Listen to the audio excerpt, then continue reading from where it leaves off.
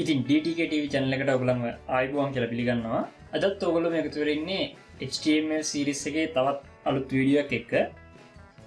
ඉතින් අද අපි කතා කරන්න යන්නේ HTML වල තියෙන attributes ගැන. මොනවද මේ attributes කියන්නේ? ඒක තමයි අද අපි මේ වීඩියෝෙන් කතා කරන්න යන්නේ. ඉතින් වීඩියෝ එකට යන කලින් ඔයගොල්ලෝ තාමත් subscribe කරලා නැත්නම් අනිවාර්යෙන් channel එක subscribe කරන්න. ඒ වගේම bell icon එකත් click කරන්න. එතකොට මම දාන videos ඉක්මනින්ම ඔයගොල්ලන්ට බලන්න පුළුවන්. එහෙනම් අපි බලමු මේ attributes කියන්නේ මොනවද කියලා. ඉතින් අපි කතා කරා මෙච්චර කාලයක් අපි HTML tags ගැන ඒ වගේම elements ගැන. එතකොට මේ HTML element එකක අපි starting tag එකයි closing tag එකයි දෙකක් තියෙනවා. එතකොට මේ starting tag එක නැත්නම් opening tag එකේ දාන තවත් පොඩි extra information ටිකක් තමයි අපි මේ attributes කියලා කියන්නේ. එතකොට මේ attributes වලින් කියන්නේ අපි මොකක් හරි element එකක් ගැන. එහෙම නැත්නම් අපි මොකක් හරි tag එකකට ඇතුළත් කරනවා මොකක් හරි එලිමන්ට් එකක තියෙන තවත් ගුණාංග ටිකක්. උදාහරණයක් විදිහට අපි එලිමන්ට් එකක් කියලා කියන්නේ මිනිහෙක් කියලා ගත්තොත් මේ මිනිස්සයාගේ මොන පාටද? ඒ මිනිස්සයාට තියෙන්නේ මොනවද? අංග මොනවද තියෙන්නේ? අන්න ඒ වගේ දේවල් පොඩි විස්තරයක් තමයි අපි මේ attributes වලින් ඇතුළත් කරන්නේ. එතකොට මේ attribute tag හැමතිස්සෙම අපි දාන්නේ opening tag එකේ එහෙම නැත්නම් starting tag එකේ. එතකොට attribute එකකට කොටස් දෙකක් තියෙනවා.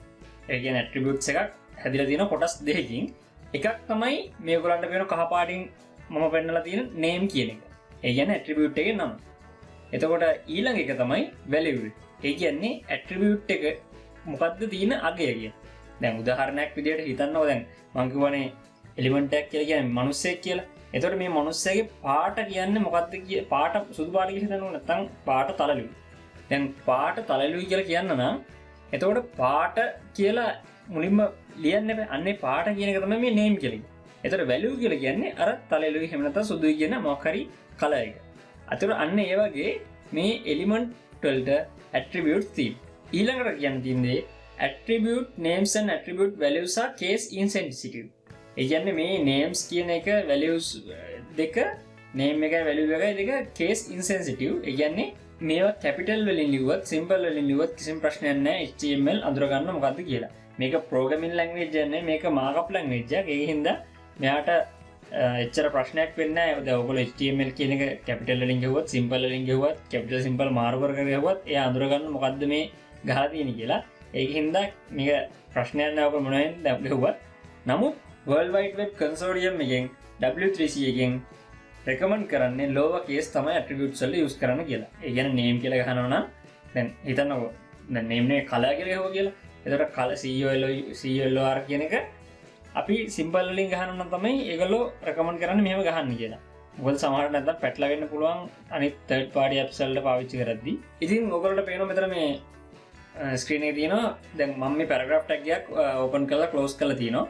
ඒකේ මම මෙතන මේ paragraph කියන එක පොඩ පොඩියට දාලා තින්නේ මොකද ඒක එච්චර highlight කරන්න ඕනේ නැති හින්දා. ඒ කියන්නේ content එක ඔයගොල්ලන්ට පේනවා කහ පාටින් තියෙන්නේ මේ attribute name එක. ඒ වගේම දම් පාටින් තියෙන්නේ ඒ attribute එකේ value එක. එතකොට දැන් name එකට value එකක් assign කරන්න ඔයගොල්ලන්ට වෙන සමාන ලකුණකින් තමයි assign කරලා තියෙන්නේ. ඒ වගේම value එක හැමතිස්සෙම දාන්නේ අපි quotation එකක් ඇතුළේ. double quotation ඇතුළේ තමයි අපි value එක හැමතිස්සෙම දාන්නේ. එතකොට මේක quotation ඇතුළේ නැතුව නිකන් ලියුවොත් එහෙම එයා ඒක අඳුර ගන්න නැහැ value එකක් කියලා. එතකොට ඔයගොල්ලන්ට error එකක් එන්න පුළුවන්. එහෙම නැත්නම් මේක වැඩ කරන්නේ නැති වෙන්න පුළුවන්. දැන් අපිට මේක align කරගන්න ඕනේ left වලට. එතකොට left එකට align වෙන්නේ නැතුව තියෙන්න පුළුවන් ඔයගොල්ලෝ මේ quotation එක ඇතුළේ දැම්මේ නැත්තම්. ඒ කියන්නේ අනිවාර්යෙන් මතක තියාගන්න ඒකේ name එකයි assign mark එකයි ඒ වගේම value එක දෙද්දී quotation ඇතුළේ දාන්න.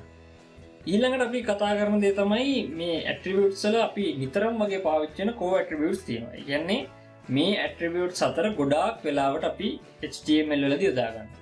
සාමාන්‍යයෙන් සෑහෙන අවශ්‍ය වෙන attributes අතරක් තමයි මේක. පළවෙනි එක තමයි id attribute එක, title එක, class එක, style එක. ඔය විදිහට තියෙනවා. ඉතින් අපි කතා කරමු පළවෙනි attribute එක, පළවෙනි core attribute එක id එක ගැන. The id attribute of an HTML tag can be used in uniquely identify any element within an HTML page. It is useful when we use CSS and JavaScript. එතකොට මේක කියන්නේ දැන් id attribute එක කියලා කියන්නේ අපි මොකක් හරි element එකක් uniquely හඳුනා ගන්න. ඒ කියන්නේ දැන් ඔයගොල්ලන්ට තියෙනවනේ දැන් ඔයගොල්ලෝ 18ට වඩා වැඩි පුරවැසියෙක් නම් අනිවාර්යෙන් ඕගොල්ලන්ට තියෙනවා හැඳුනුම්පත. එතකොට ඔය හැඳුනුම්පතේ අංකය ID එක කියලා කියන්නේ ඒ හැඳුනුම්පතේ තියෙන ID number එක ඕගොල්ලන්ට විතරයිනේ තියෙන්නේ. ඒක වෙන කාටවත්ම නැහැනේ. අන්න ඒ වගේ තමයි අපි එලිමන්ට් එකකට යුනික්ලි කියන්නේ එලිමන්ට්ස් වෙන වෙනම තනි තනියම කියන්නේ මේ අදාළ එලිමන්ට් එක කියලා අඳුර ගන්න පාවිච්චි කරන එක තමයි මේ යුනික් අයිඩෙන්ටිෆයර් එකක් කියලා කියන්නේ. දැන් ඔයා හිතන්න පැරග්‍රාෆ් ටැග් 4-5ක් තියෙනවා කියලා ඔයගොල්ලන්ගේ වෙබ් පේජ් එකේ. එතකොට මේ පැරග්‍රාෆ් වලින් පළවෙනි පැරග්‍රාෆ් එක ඔයා අඳුර ගන්න ඕන මොකක් හරි CSS එකක් හරි JavaScript එකක් හරි ලියන්න. එතකොට මේ CSS JavaScript ගැන මම ඉස්සරහට කරන්නම්. එතකොට මේක අපි HTML පාඩම හින්දා මම ඒව ගැන කියන්න යන්නේ නැහැ.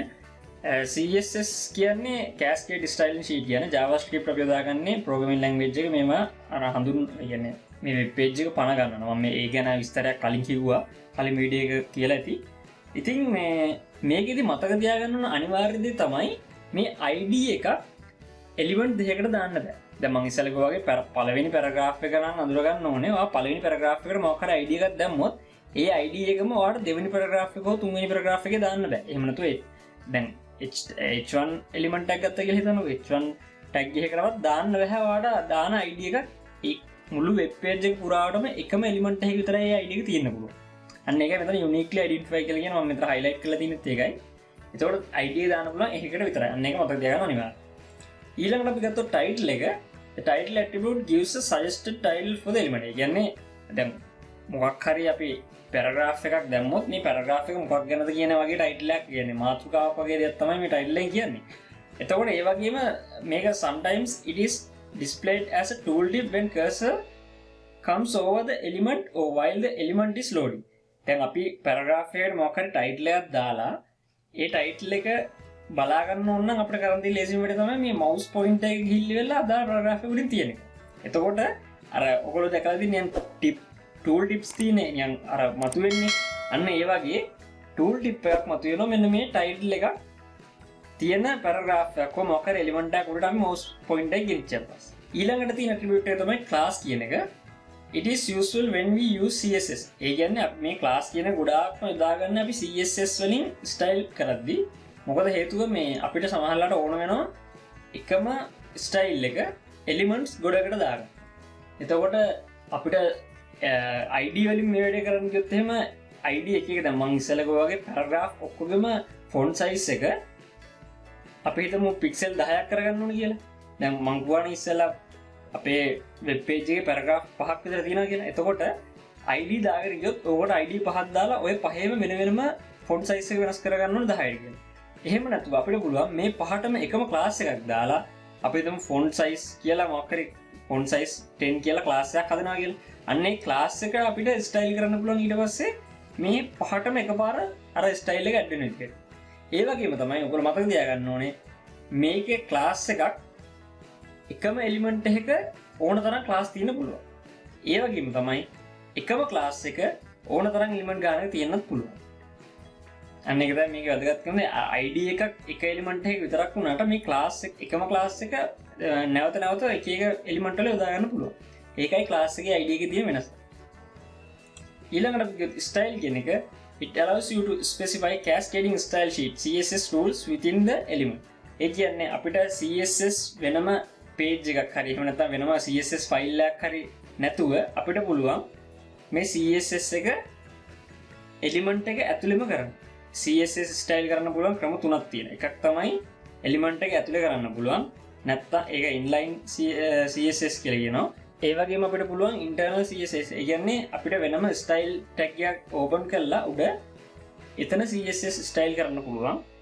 ඒ කියන්නේ HTML page එකේම උඩ element එක ඇතුලේ නෙමෙයි උඩින් වෙනම style එක කරනවා. එහෙමත් නැත්නම් අපිට පුළුවන් external CSS ඒ කියන්නේ style sheet tag වෙනම අපිට දැන් JavaScript උත් ඒ වගේ තමයි style sheet මේ JavaScript sheet එකත් වෙනම add කරන්න පුළුවන්. මේවා මේ internally මේ දාන්න පුළුවන්. ඉතින් අන්න ඒක තමයි මෙතන කරන්නේ මේ style කියන tag එකෙන් කරන්නේ අර CSS වෙනම ෆයිල් එකක ගන්න නැතුව මේක එලිමන්ට් එක ඇතුළෙම style කරන්න අපිට chance එක දෙනවා. ඉතින් ওই ටික තමයි අද මම කියන්න තියුනේ. ඉතින් මේ වීඩියෝ එකේ මොන හරි ප්‍රශ්න තියෙනවා නම් අනිවාර්යෙන් පල්ලෙහා කමෙන්ට් එකක් දාන්න. ඒ වගේම යාළුවෝලා බලන්න මේ වීඩියෝ එක අනිවාර්යෙන් share කරන්න. එහෙනම් අපි HTML වල තවත් වීඩියෝ එකකින් හම්බෙමු.